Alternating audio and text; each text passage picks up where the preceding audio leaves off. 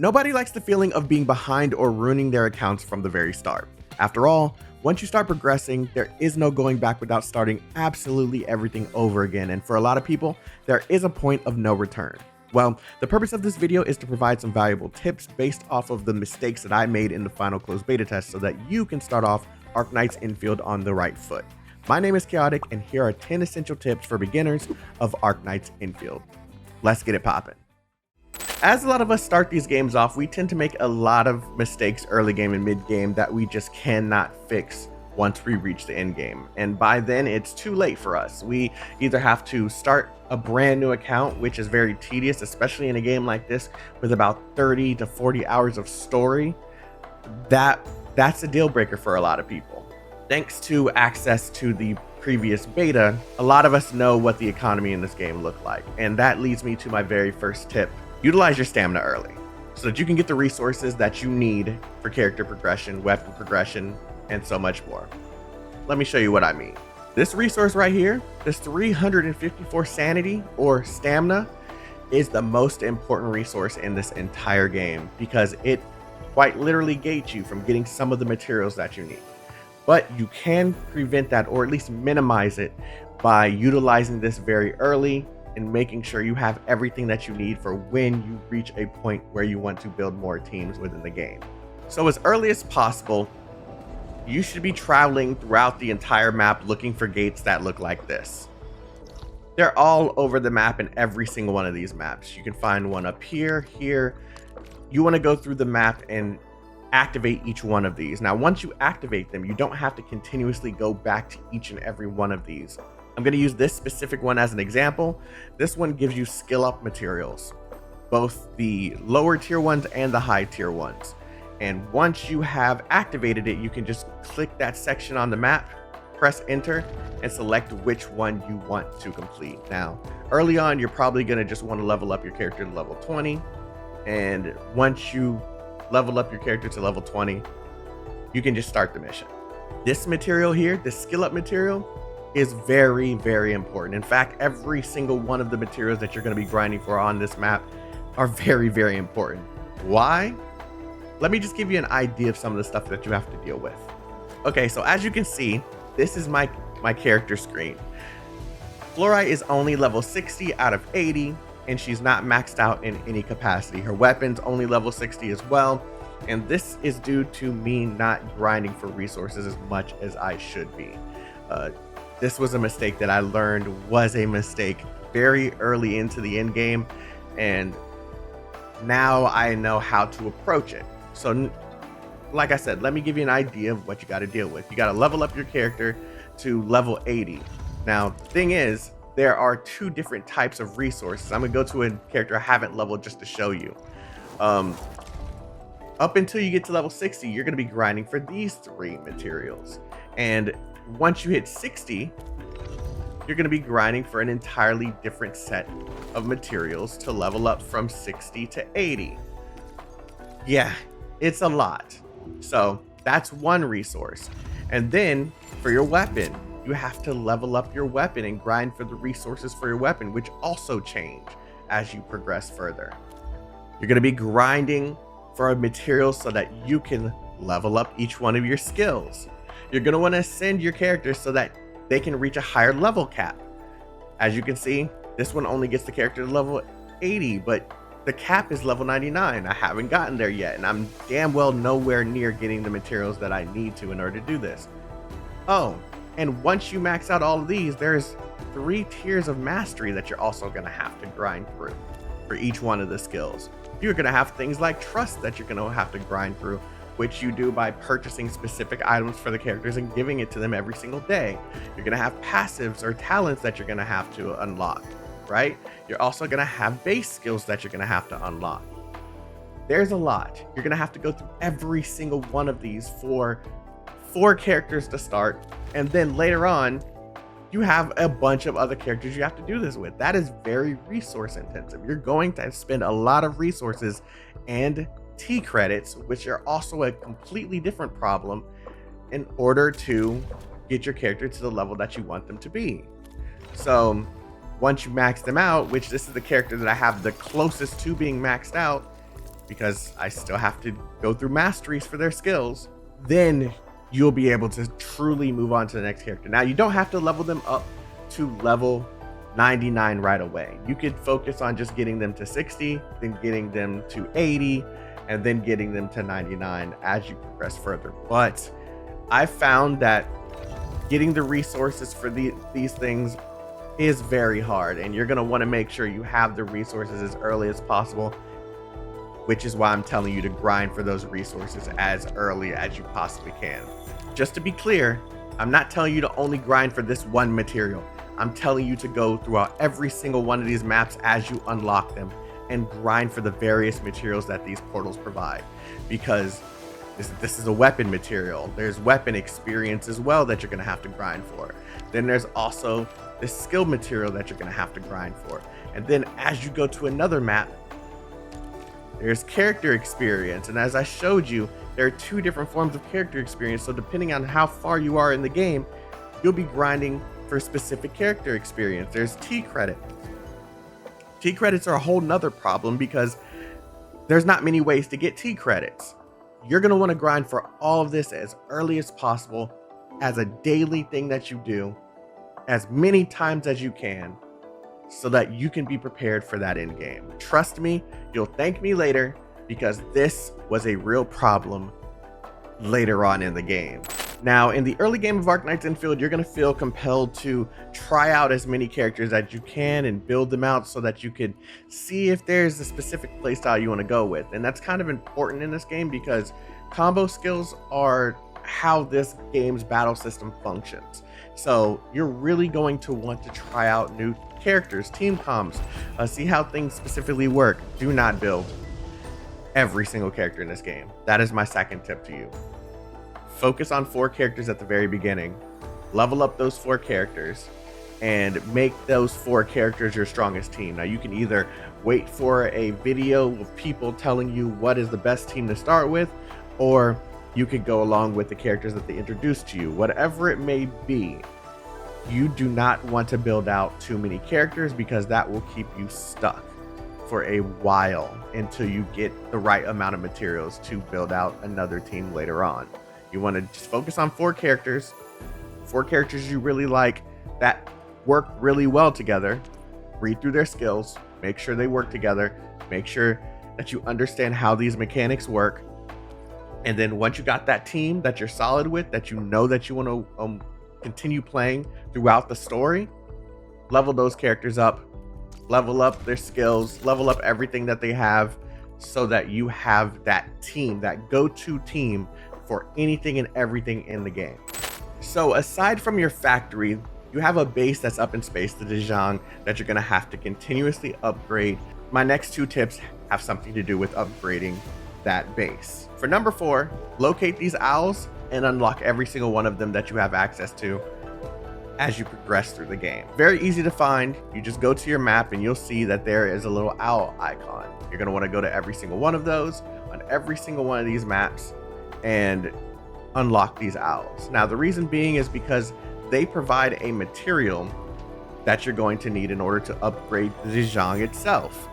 And that's pretty much all there is to it. You're going to be leveling this recycling station up, these owls. You're going to be leveling them up in order to get the purple material, and it could go higher as the game progresses for another material, but during the beta, this is as high as it could go, and you're going to want to acquire these materials daily. Every single time that these things are ready to be acquired, all you have to do is go up to it and it will tell you if it's ready.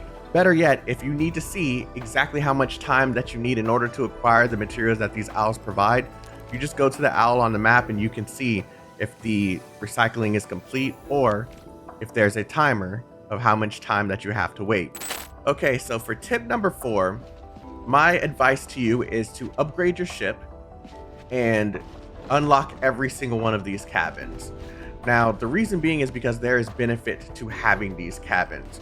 As you can see, there are characters here working to help me accomplish specific goals. This cabin here allows me to passively acquire very important materials. This one right here is a character leveling material.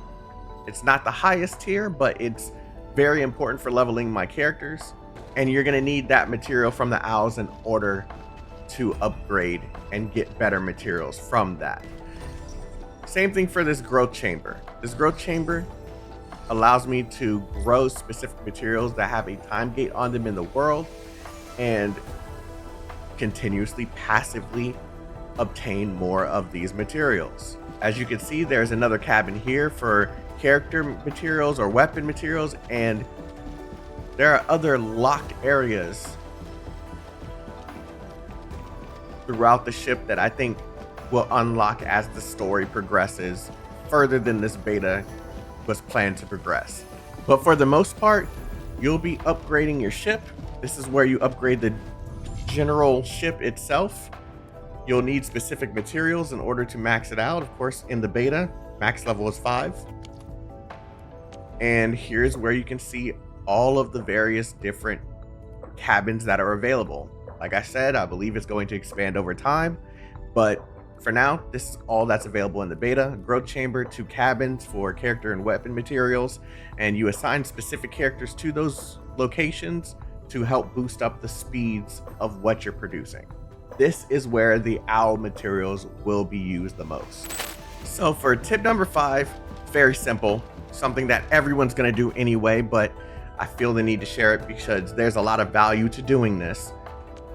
You're gonna need to add some friends within the game. And the reason you're gonna wanna add some friends is because there's so many benefits for just having someone on your friends list. For example, there is a very specific material called stock bills that you're going to need. I have a whole nother video that I'm going to make talking about the value of stock bills and how you can get them. But in this specific video, you wanna add friends because you can go to their base, walk up to this chest right over here, and the various different things that you have purchased in your own world, you can go here for different prices. Now, as you can see, I'm not on the good side of this specific friend because I'm not going to make any stock bills off of them. You can see here that if I was to sell this item, it's pretty much at a low. I'm not making that much money. But if I come back to my own base, you can see the prices for these things are vastly different. I can make a profit if I sell these right here, but there's still friends that I could probably find that could give me that higher cap. And the whole purpose is you sell these and you make a whole bunch of stock bills, and you can use those stock bills on various different materials in the world. Have a whole nother video coming out about that. But number 5, get you some friends, whether you know them, you don't know them, fill up this friends list. Now, the next tip that I have for you guys is just as easy as the last one. You're gonna wanna obtain the battle pass. Now, I said this is free to play friendly, so I'm gonna give you some nice tips here. As you can see, there are a bunch of very useful materials here that is going to help your character progression, your weapon progression. You're gonna get some Arundum, you're gonna get some sanity, you're gonna get a lot of stuff that is very valuable here.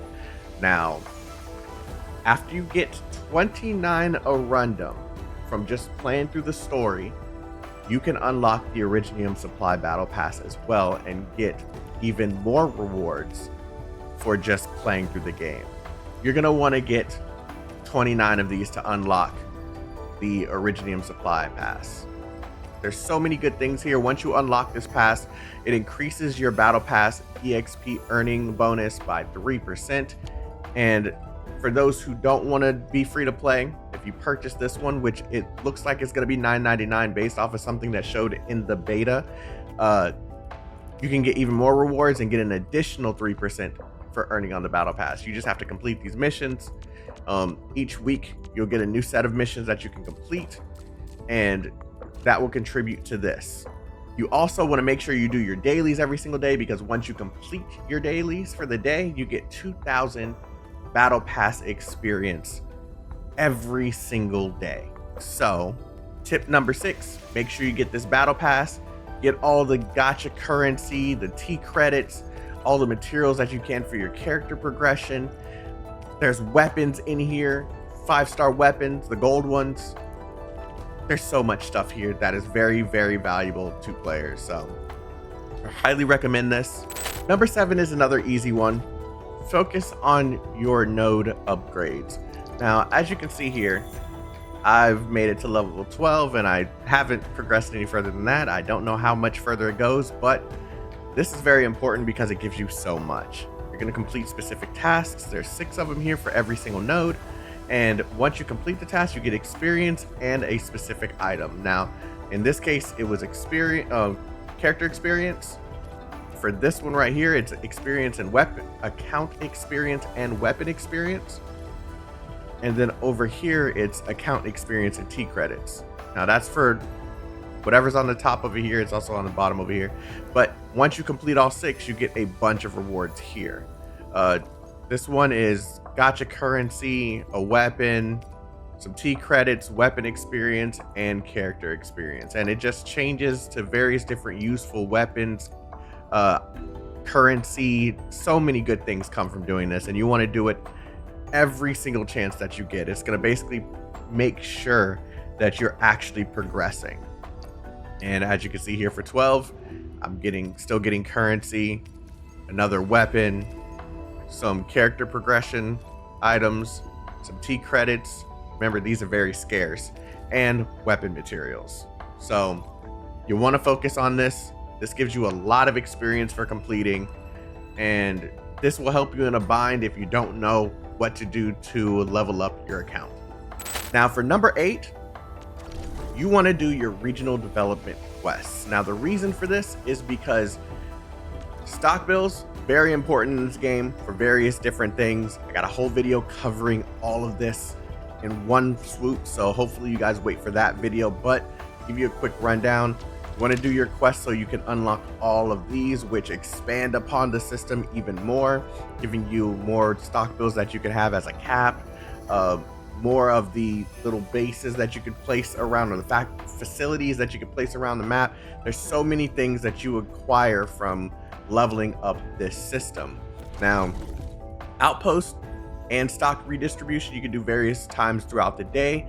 Once you understand how the system works, you'll understand why. And then the depot node, you only can do once per day, with the exception of doing other people's deliveries as well. This is like a Death Stranding delivery mode. You can pretty much think of it that way. And then when you go to Wuling, they have one more that's only available once a week. You can do all 3 of these once a week. So this gives you a ton of stock bills, as well as once you complete all of these, you get T credits and some filters and some stickers. So you want to do this for every single region, and even after you've completed the regional development leveling progression, you're still going to want to do this so you can get more T credits. You use it for obtaining gear, you use it for expanding your base. Stock credits, very, very important. So once again, whole video coming out very soon about this. Stay tuned. So number 9 on this list is another way to progress. You give you characters a little bit of progression, and that is to upgrade their trust. Now, one way to do this is to buy some items from the regional development stock redistribution shop. You can see here with stock credits. Remember, I said that's very important. You want to purchase some of the stuff here. Make sure that it contributes to their trust. And then you want to go and give these characters the item as a gift in order for them to obtain that certain amount of trust. It's a very simple system. Offer gift, and you can see I can upgrade this. Really, you only need to get it to 100 in order to get the max stats from their operator menu. As you can see here, let's go to a character that I haven't done anything with. I need trust in order to unlock these. Of course, you need to progress here too, but once you have all this upgraded, if you don't have the trust, then you're not going to be able to. This is probably a better example. Yeah, you're not going to be able to unlock these specific nodes. You can see here, I only have 20% trust is what it says, and I need 100 in order to unlock this one. This one's also 100, but I need to promote the character first. So another way you can upgrade a character's trust is to assign them posts up at the bridge of the Dijon. You can see Levitain here. She's just chilling, but if I go to how much trust she has, because she's been here pretty much the entire game, her trust level is 129%. So This is just from being in specific parts of the Dejang. It helps boost their trust, but if you want to accelerate that a little bit, you just buy some items and give it to them. And tip 10, the final tip that I have for you guys is not to neglect your factory.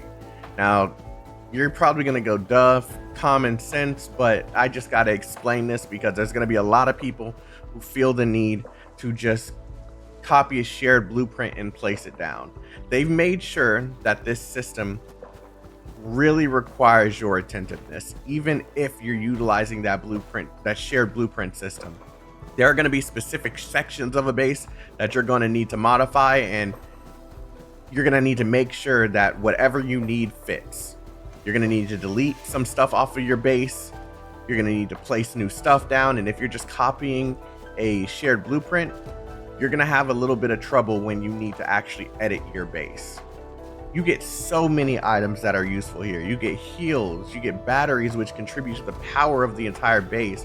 You get the stuff needed in order to obtain the gear for your characters. There's so much here that is very, very important to your account progression.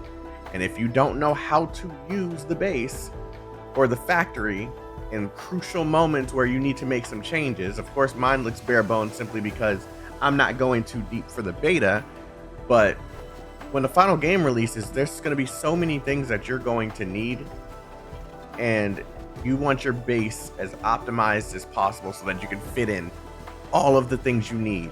Now, there are going to be items for your regional development system. You're going to need to give items that you've acquired to specific refugee camps, right?